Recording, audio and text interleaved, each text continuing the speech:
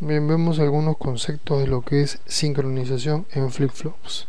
Algunos de estos conceptos ya hemos visto, ¿sí? Hemos visto, por ejemplo, lo que era un tiempo de estabilización. También hemos visto lo que era un tiempo de retención T sub H. Y vamos a ver algunas cositas más, ¿sí? Que son bastante importantes, ya que estos datos generalmente vienen en lo que son las hojas de datos, valga la redundancia, de los fabricantes. Entonces los dispositivos listan una serie de conceptos que debemos considerar y tomar en cuenta. Tenemos acá, estamos dibujando un flip-flop de tipo SR, ¿sí? Sus dos entradas, su entrada CLK de clock, ¿sí? Si ustedes dan cuenta, acá se activa con señales de flanco de subida en el reloj. Además tiene dos entradas de tipo asíncrona que vamos a llamar preset y clear. Acá tengo las salidas llamadas Q y otra salida llamada Q negado. Entonces vamos a lo que es el retraso en la propagación. ¿Qué es el retraso? ¿Qué es lo que sucede? Si yo tengo, por ejemplo, un sistema, llámese el sistema o cualquier dispositivo digital al cual yo tengo, por ejemplo, una entrada, ¿sí? Cuando yo aplico una señal de entrada en este sistema digital, vamos a llamarle, y tengo una salida, ¿sí?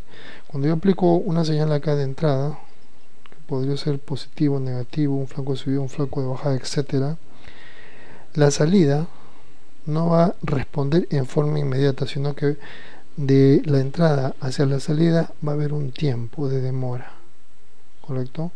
Ese tiempo de demora para que la salida responda a las entradas se llama tiempo de retraso o retraso de la propagación, ¿sí? Se va a demorar un tiempo entonces entre lo que hay en la entrada y lo que hay en la salida. Y acá tenemos en lo que es flip-flops, y vamos a suponer que es el flip-flop que vamos a darle señales. En este caso tengo dos señales, una señal de clock en el reloj, ¿sí? Ambas señales son de subida, ya que este flip-flop trabaja con señales de flanco positivo, ¿sí? En este caso ambas son de flanco positivo. Y además voy a ver lo que pasa en la salida Q. Si ustedes se dan cuenta aquí, ¿sí? Esta señal se demora un tiempo. Si yo tomo en cuenta este punto de acá, que es la mitad, voy a ponerlo con un color que sea más vistoso. Si yo acá tengo acá la mitad de la señal del reloj, ¿sí? En este punto, en el cual el Q se va a hacer 1, ¿correcto? Ese tiempo, en el cual está el 50%, el Q, para hacerse 1, va a demorar. Y ese tiempo también lo mido acá en el 50% de la salida de Q. Entonces mido entre el 50% del clock y el 50% de la subida en Q, ese tiempo que se va a demorar, ¿ya? Porque acá hay un retraso. Si no fuera así, este estaría a la misma altura que el clock. Entonces ese tiempo de demora se le llama TPLH. Ese nombre es porque viene desde el low, de abajo hacia arriba, ¿sí? En el caso de acá es lo contrario, el tiempo va desde height, desde arriba hacia abajo, y se toman los mismos tiempos, ¿no? El 50% en cada señal. Son tiempos de retraso entonces para que cambie Q, ya sea hacia arriba o hacia abajo, ¿correcto? Estos tiempos que se van a demorar, ya sea TPLH o TPHL, ¿sí? Generalmente también afectan a las entradas de preset o de clear, que pondrían a 0 o a 1 la salida de Q. Y cuando se aplica acá la señal, pues también va a haber un tiempo de demora para que Q actúe de acuerdo a las señales de tipo asíncrona, preset y clear. Si yo le pusiera acá, por ejemplo, un 1, esto va a demorar un tiempo hasta que el Q se coloque en 1, ¿verdad? Eso se llama retardo en la propagación, ¿sí? O retraso de propagación. Luego, también debo tener en cuenta de que los valores de TPLH y TPHL están comprendidos entre los niveles más bajos van de 0 a 5 nanosegundos hasta llegar a un máximo de 100 nanosegundos, ¿correcto? Además debo considerar también de que TP-LH es diferente al tiempo TP-HL. Son diferentes los tiempos y van a depender de lo que yo tenga conectado aquí en Q, ¿sí? Mientras más cosas tengo que alimentar con Q, entonces este tiempo, esta diferencia entre ellos dos se va a hacer más grande, ¿correcto?